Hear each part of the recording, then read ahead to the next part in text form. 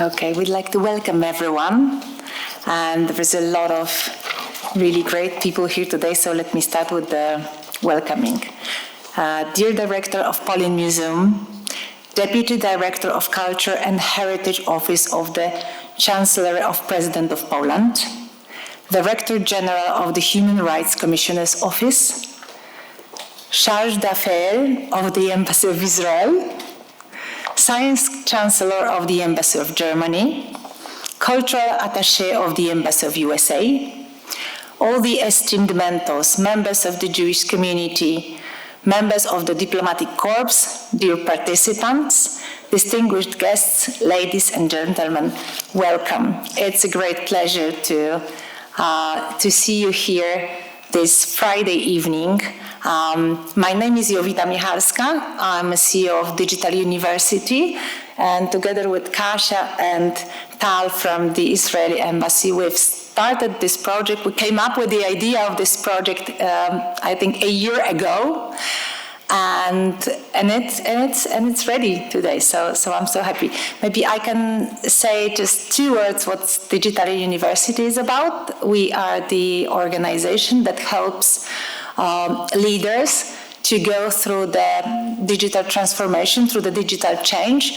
We help them, we educate them, we help them to understand why technology is that important, why it's incredibly important. And we also work with kids from underprivileged families to understand what the competencies of the future are. And we are proud to be a co-organizer of the hackathon today. Yes, and my name is Katarzyna Pietrzak. I want to welcome you in the name of Tikkunology Foundation. In a nutshell, we make social impact through technology, and we accelerate technological startups. Now I want to invite the director, Zygmunt Stępiński from POLIN Museum. Good evening. Welcome to the POLIN Museum, the best museum in Europe.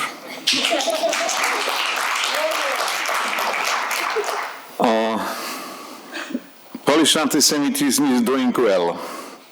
Jews are not needed. Past prejudice are enough. I first experienced anti-Semitism when I didn't know I was a Jew. Then it happened many times, at school, at university, at work. The worst was March '68, an anti-Semitic campaign that forced the emigration of several thousand Jews. In a museum, from the position of the acting director of the museum, I observe a growing wave of anti-Semitism every day, especially on the internet, but also in traditional media.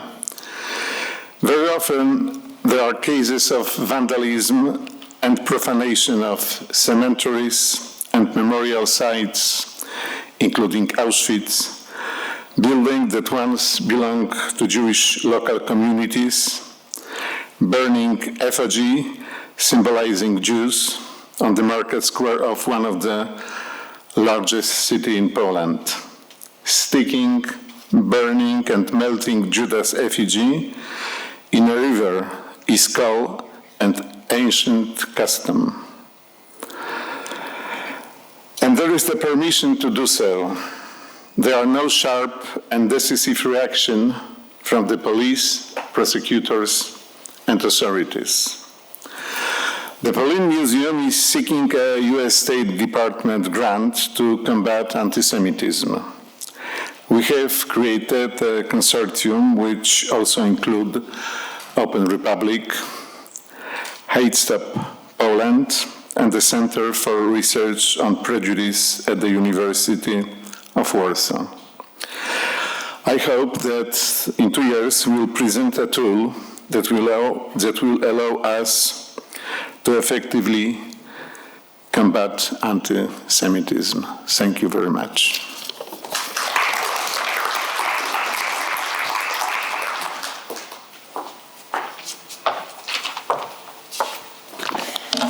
Thank you so much. Mr. Stępiński, and I'd like to ask the next person, Mr. Dawid Drabik, Deputy Director of Culture and Heritage Office of the Chancellor of President of Poland. Good evening, everyone, dear distinguished guests, distinguished representatives of embassies and diplomatic corps, distinguished chairmen, directors, representatives of Jewish community, dear organizers and participants of the HackHate Antisemitism. Let me express, on behalf of Secretary of State in the Chancellery of the President of the Republic of Poland, Mr. Wojciech Kolarski, to express his warm greetings for the all organizers and all participants of this event. I would also maintain his warm invitation to visit the Presidential Palace next Monday. Now I am in honor to read the message from the Secretary of State, Mr. Wojciech Kolarski. Firstly, we'll be reading Polish originally, after that to translate. Szanowni Państwo, pozdrawiam wszystkich uczestników projektu HackHate AntiSemitism, podczas którego pracować będą Państwo nad technologicznymi rozwiązaniami pomagającymi w walce ze zjawiskiem mowy nienawiści i antysemityzmu w sieci. Żyjemy w czasach błyskawicznego rozwoju komunikacji elektronicznej. Codziennie przesyłamy między sobą wielkie ilości informacji, ale nowoczesne technologie wiążą się także z zagrożeniami. Internet sprzyja anonimowości, co może wywołać nieakceptowalne postawy, które w relacjach między ludźmi nigdy nie powinny mieć miejsca. Musimy dbać o to, aby język był pomostem, a nie barierą, żeby pomagał łączyć ludzi, a nie dzielić. Dlatego cieszę się, że w tak licznym gronie przedstawicieli różnych dziedzin będą Państwo wspólnie pracować nad metodami, które dzięki nowoczesnym technologiom pomogą w zwalczaniu językowej agresji, stereotypów i uprzedzeń. Takie działania z pewnością okażą się bardzo pomocne i poszerzą świadomość społeczną na ten temat. Raz jeszcze wszystkich Państwa pozdrawiam i życzę owocnych i inspirujących spotkań. Z szacunkiem, Wojciech Kolarski.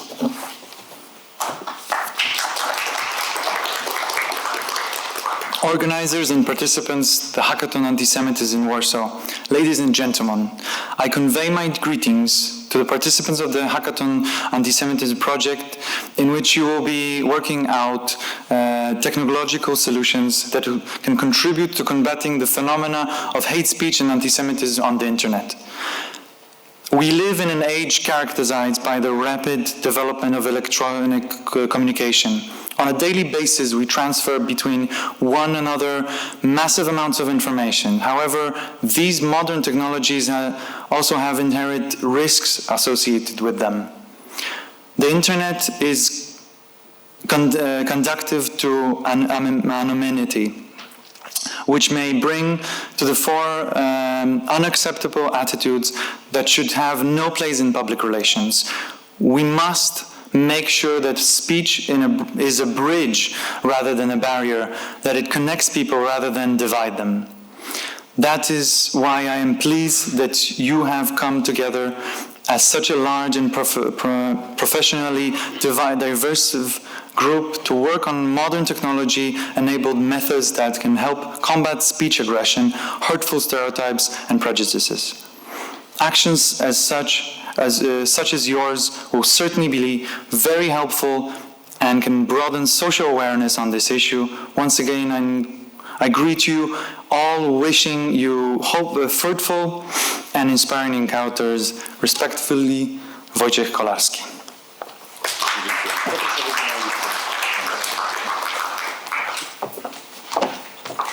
Thank you so much. And the next person who will say a few words will be Katarzyna Jakimowicz, the Director General of the Human Rights Commissioner's Office. Good evening, ladies and gentlemen. This is a great pleasure for me and great honor to be here. And I have an honor also to read a special letter from Mr. Adam Bodnar, Polish Ombudsman. Do Jej Ekscelencji Anny Azari, ambasador Izraela w Polsce. Wasza Ekscelencjo, Czujemy się zaszczyceni, że Rzecznik Praw Obywatelskich mógł objąć honorowym patronatem organizowany przez Ambasadę Izraela w Polsce wraz z partnerami z wielu państw międzynarodowy projekt o nazwie HackHate AntiSemitism. Ta niezwykle cenna inicjatywa angażuje młodych ludzi w poszukiwaniu rozwiązań problemów, które w świecie komunikacji elektronicznej niosą dzisiaj nowe możliwości, ale i wiele zagrożeń. Nietolerancja, antysemityzm, mowa nienawiści to zjawiska występujące obecnie na całym globie, lecz my w Polsce i w Izraelu z oczywistych historycznych racji czujemy się na nie szczególnie uwrażliwieni. Niestety zbyt często jesteśmy bezradni wobec szybko rozwijających się technologii. Naszym zdaniem nie do końca za tym rozwojem nadążają rozwiązania prawne i determinacja w postępowaniu władz państwowych. Stąd możliwa jest obecnie w przestrzeni elektronicznej aż tak szeroka fala hejtu i nienawiści, kłamstw i prowokacji. A jak wiemy z doświadczeń przeszłości, to właśnie złe słowa poprzedzały zawsze tragedie ludzkie i całych narodów. Dlatego musimy działać. Musimy mobilizować ludzi, zachęcać państwa i organizacje pozarządowe do odtworzenia tego nieszczęsnego trendu.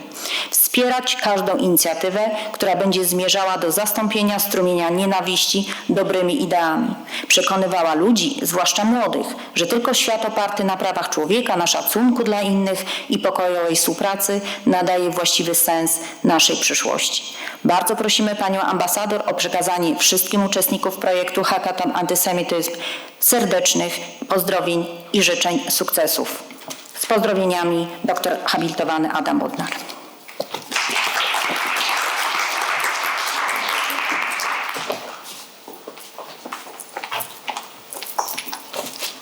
Thank you so much, Ms. Jakimowicz. And now I'd like to ask Ms. Elizabeth Blumenthal, the cultural attaché from Embassy of the USA. Hello, good evening, everybody. I'm Elizabeth Blumenthal. I'm the Deputy Cultural Attaché at the American Embassy, and I'm so happy to be here with you tonight, and I am even happier that the American Embassy is able to help support this exciting initiative to combat anti-Semitism and other types of hate speech, which sadly are on the rise and present problems in pretty much every country across the globe. I'm particularly delighted to be here with you tonight, I have to admit, because I love hackathons. I really do. Hackathons bring together smart, innovative people I'm flattering you here now, I know, but bring together smart people to combine their skills and their knowledge and their ideas to create something positive. And to me, that makes them the perfect antidote to hate speech and anti-Semitism, which pull people apart and divide and destroy. So it's a big, serious issue, but you guys have the tools to address this issue. So be productive and be creative and have fun working together. And I'm very excited to be back with you again on Sunday to see what kinds of creative ideas you have come up with to make the world a little bit better for all of us who live in it. Have a great weekend.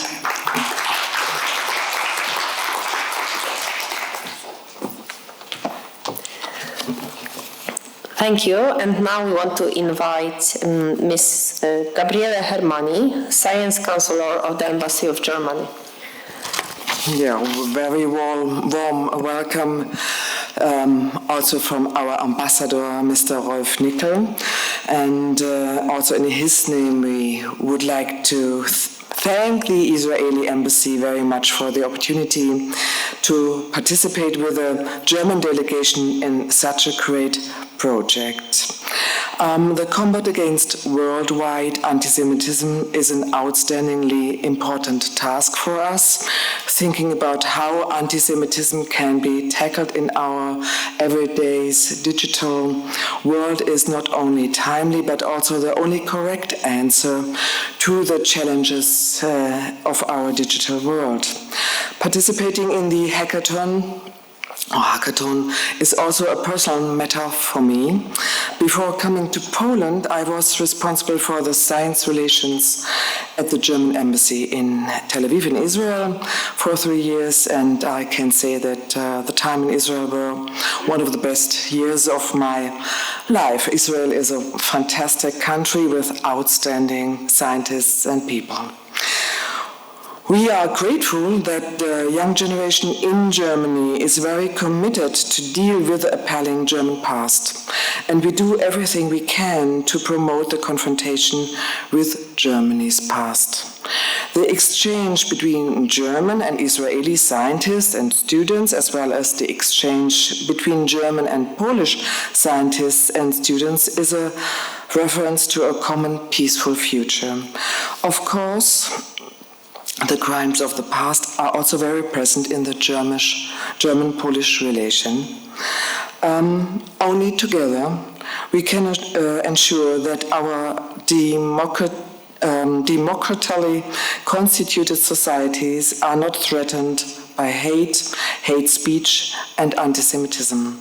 We wish all participants good luck for the hackathon, and we look forward to the results of your cooperation. Thank you very much.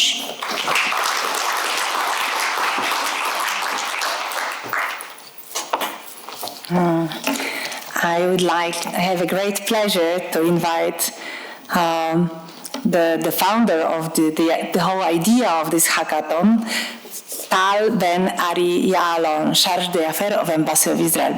Good evening, everyone. I'm so excited to be here on the official opening of this hackathon. So as Juvita told you, this idea to hold a hackathon focused on fighting anti-Semitism through technology came up almost a year ago. And I still remember the first meeting I had with Juvita on this topic. And I told her about the idea, and I was waiting to see because I knew she was very busy, and I was basically asking her to do quite a lot. And she told me, I'm the granddaughter of a righteous among the nations. I would love to take part in this. And I was so happy then, and I'm so happy now to have it actually happening.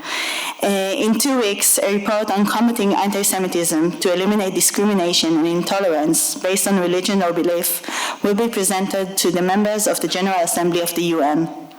In this report, the Special Rapporteur on Freedom of Religion or Belief, Ahmed Shaid, noted that the frequency of anti-Semitic incidents appears to be increasing in magnitude in several countries, including online, and that the prevalence of anti-Semitic attitudes and the risk of violence against Jewish individuals and sites appears to be significant elsewhere, including countries with little or no Jewish population. I want us to think about what I just read. We are saying that Jews are hated in countries where there are no Jews present, and still they are hated there. The Special Rapporteur stresses that anti-Semitism, if left unhacked by governments, poses risk not only to Jews but also to members of other minority communities. Anti-Semitism is toxic to democracy and mutual respect of citizens and threatens all societies in which it goes unchallenged. And this is exactly why we decided to hold this hackathon. Anti-Semitism is a problem that needs to be addressed on all levels. It should be fought against by education, by laws, by politicians saying there is no room for anti-Semitism in their parties and in their countries. The IRA working definition of anti-Semitism is a good starting point. And I'd like to take this opportunity to encourage the Polish Sejm to adopt the non-legally binding working definition of anti-Semitism as presented by IRA. With us today are participants and mentors from different countries, Poles of course, but also Israelis, Germans, American, French, and Canadians.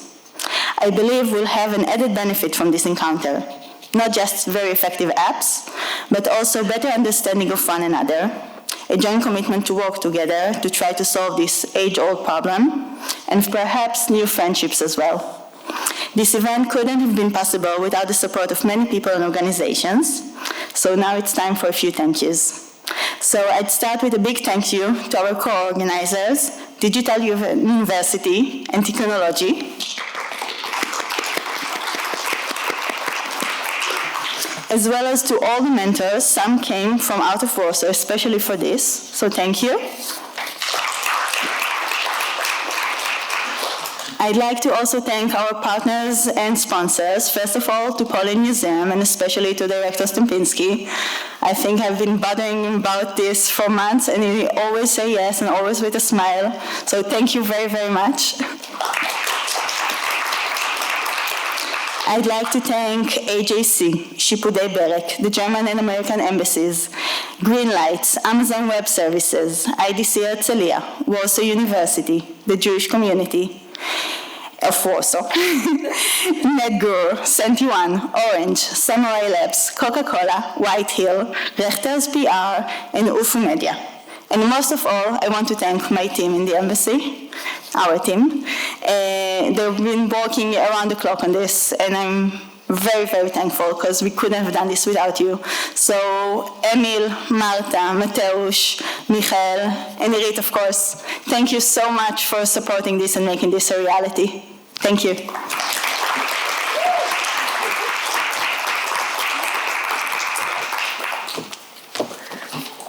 And I have a pleasure to ask Professor Michał Bilewicz from Faculty of Psychology of Warsaw University and Center for Research on Prejudice now.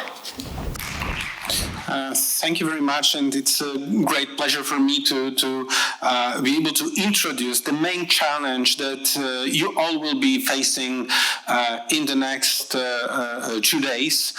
So the scope and the problem of anti-Semitism in today's Europe, but trying to also think about the scope of this problem beyond the borders of our continent. When we look at the research, survey research performed in many countries, we very often see that the problem of anti-Semitism is still not gone. It still exists in Europe. For example, in a recent survey where the question whether people in these countries would accept Jews as their neighbors, based on representative sample studies in different countries, it was found that actually in some of the countries in Europe, almost every fourth person would not accept or declares that would not accept a Jewish person as a potential neighbor. And you can see that Poland, Slovak Republic, Slovak Republic, Slovenia, Czech Republic, and Bulgaria were among the countries that had the highest number of people who declared very high social distance toward Jews. Commerce Institute did a study quite recently together with CNN looking at the levels of anti-Semitism in Europe. And for example, they asked participants of this study whether they think that contemporary anti-Semitism is actually caused by the behavior of Jews themselves. So these are Jews who are responsible for anti-Semitism. And you can see that in Poland or in Hungary, more than 20% of participants said yes to such a statement. They responded positively to it. They said, yes, these are Jews who should be blamed for anti-Semitism. In the same study of Comres, a question was asked whether Jews are trying to achieve some goals by using the Holocaust. So this is what we call secondary anti-Semitism, the belief that Jews are abusing the Holocaust history to gain some instrumental goals, to achieve some instrumental goals. And here you can see that in Poland, every second participant of that study, so every second person, because it was a representative study, nationwide representative study, every second person said yes to that question. But in several other countries like Hungary, Sweden, or Austria, every third participant would also agree that Jews are exploiting the Holocaust. Now, looking at it from a different perspective, so not looking at the studies of majorities, religious and ethnic majorities in these countries, but looking at Jews themselves, I find it even more shocking when looking at the data collected by the Fundamental Rights Agency in the project in which I was involved in Poland, a project that measured attitudes and views of Jewish people living in different countries, in different European countries. We asked Jewish participants whether they think that anti-Semitism has increased a lot within the last 5 years. You can see that in almost all European countries, there is 1/3 or more of Jews who say, yes, within the last 5 years, anti-Semitism increased a lot. And in such countries as France, Germany, Belgium, or Poland, there's more than 60%, so it's approximately 2/3 of Jews who declare that anti-Semitism is on the rise. In the same study, we asked also participants about anti-Semitic hate speech, whether they have heard anti-Semitic comments being said by politicians in political debates in their countries. And in such countries as Poland, the UK, Belgium, and Hungary, you see that more than 30% of participants declare that yes, they have heard such language. And it's very striking because you can see that, as we know, in the UK, it was present much more on the left wing of political sphere. In Poland, it was present much more on the right wing of political sphere. Nevertheless, this is the language to which Jews are exposed to in their home countries from their politicians. And also very specific anti-Semitic stereotypes. For example, this broad conspiracy theory, very frequent in many places in Europe, about Jews who want to get control over politics, Jews who want to get control over economy. The Jews have too much power in my country. Have we heard statements like that from our non-Jewish neighbors?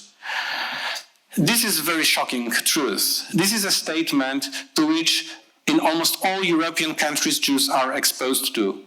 And majority of Jews has declared that they have heard such a statement within last year. Okay, these are just numbers, but what are the consequences of that? We did some more deep analysis of that, and we found that actually those Jews who have experienced hate speech, who have heard anti-Semitic statements like this one about Jews who have too much power, etc., those people are more often thinking about emigration.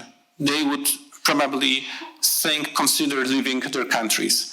And even more shocking is that the hate speech exposure, so being exposed to hate speech, to anti-Semitic hate speech, is a stronger antecedent of willingness to emigrate than crime level in their countries, than unemployment, than immigration, and sense of government's corruption.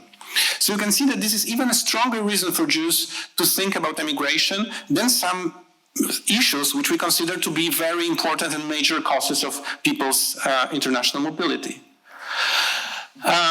What did we also learn from all of these studies? We've learned that anti-Semitism is very different in the East and in the West.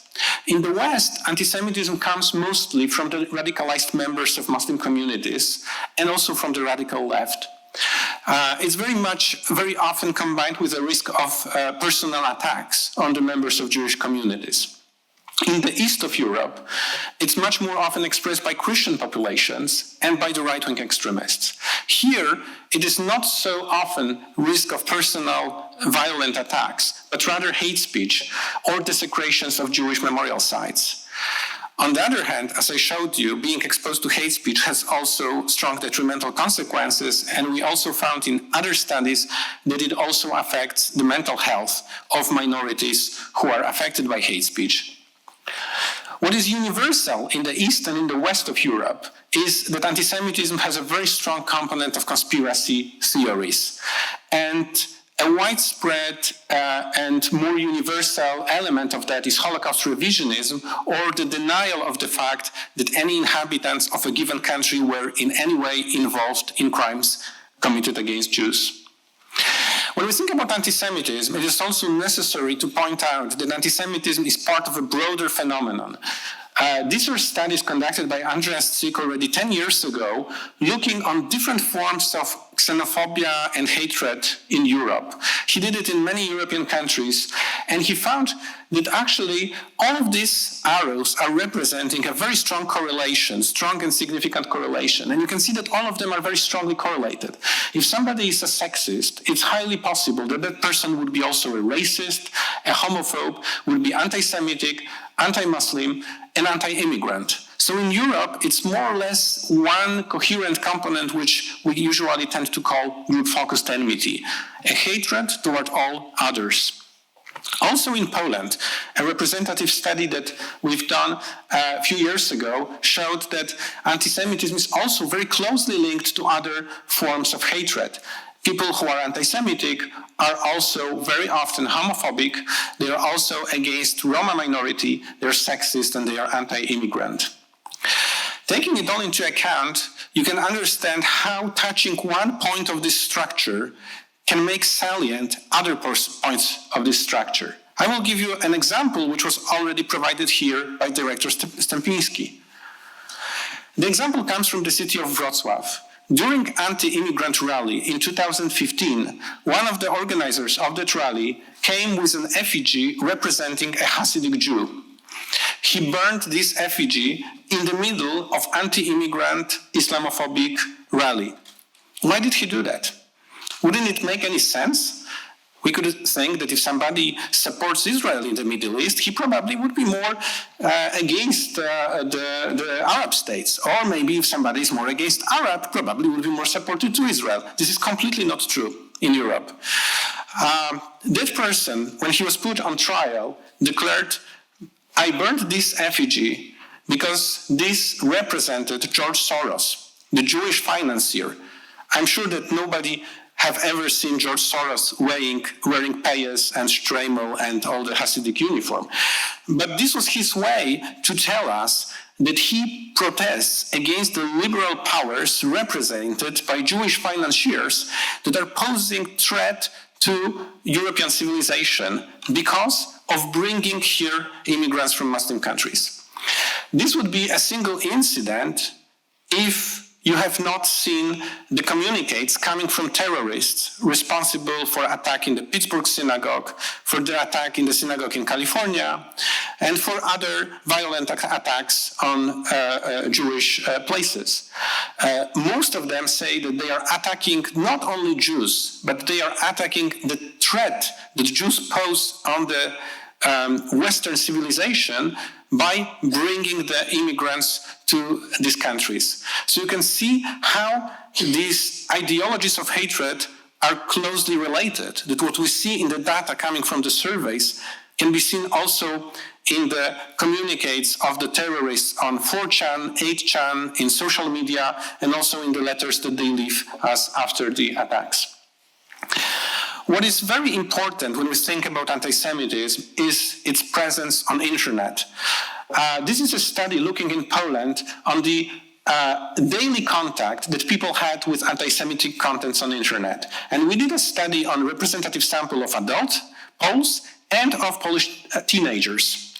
And you can see that from year 2014 to the year 2016, we had a rapid increase in the number of people who declared that they have seen anti-Semitic contents on internet. 28% of adults say they have seen anti-Semitic contents. It rises to 37% in 2016. From 58% of young people to more than 74%. These are increases that are very rare in survey research. It's very rare when we repeat survey studies that we observe these kind of increases. Here, you can see that this increase is visible, and it also reflects the reality in which especially young people today exist. After doing many studies on that, and this has been the main focus of my research for the last few years, we developed a model which we think explains what really happens today, not only in Poland, but also in other modern countries. People who are more exposed to online hate speech become less sensitive to hate speech. They tend to normalize hate speech. They think that hate speech is something usual, there's nothing wrong with it. They stop reacting emotionally to that. Once their sensitivity is decreased, they start using hate speech themselves.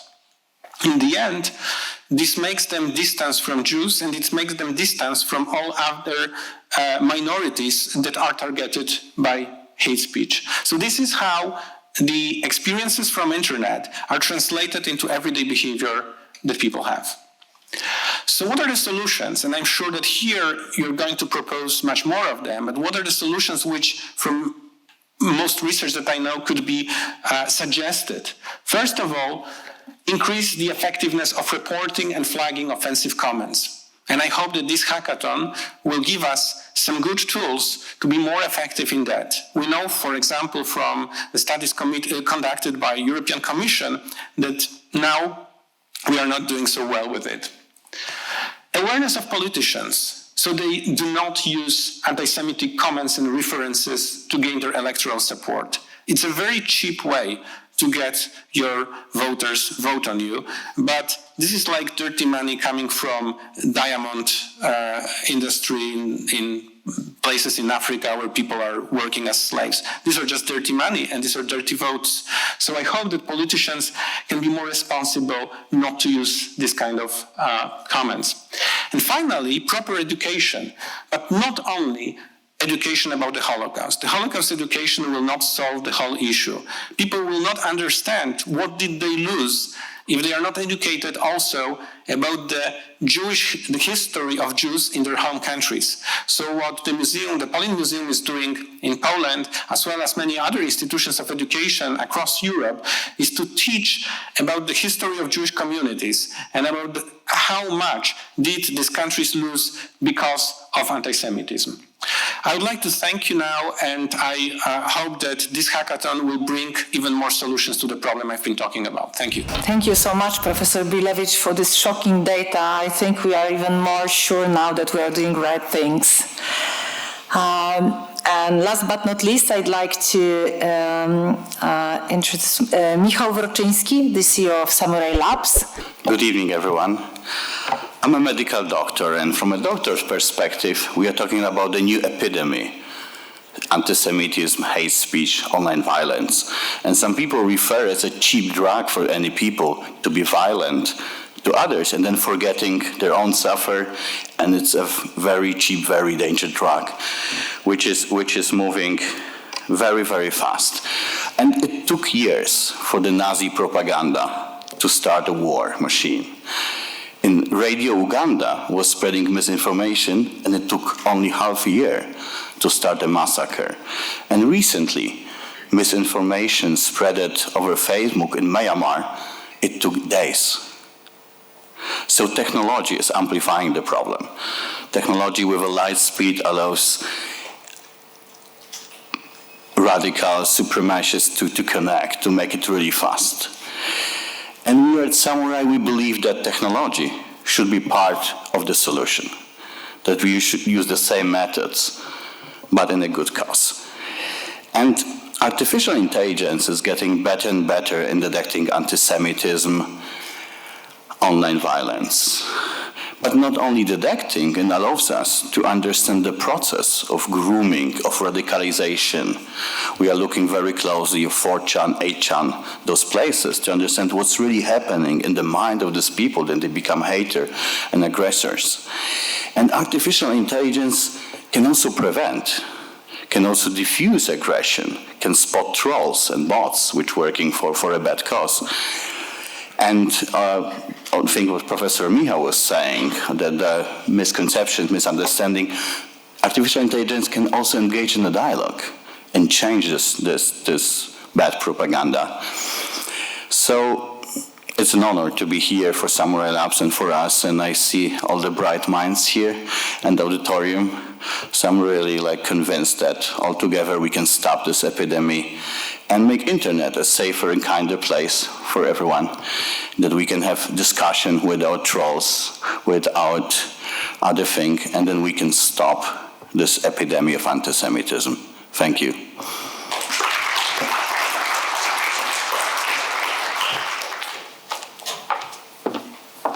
I'd like to thank all the speakers for the opening of the important hackathon we start today.